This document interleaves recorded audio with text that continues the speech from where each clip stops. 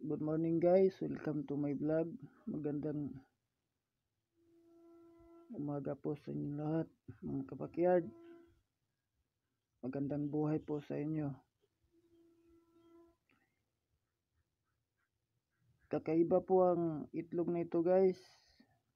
Parang sa akin, tatawagin ko po itong giant egg. Ayan po guys, oh. Malaki po siyang itlog kumpara sa iba. Ayan po guys, yung mga itlog niya. Ito kakaiba, parang sa tingin ko guys, kambal ng itlog na ito.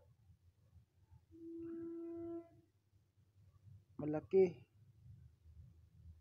Ito po guys, itlog po ito sa aking Rhode Island Red. Pero kahit Rhode Island Red guys, iba-iba din ang kulay. May pula, may puti, halo-halo.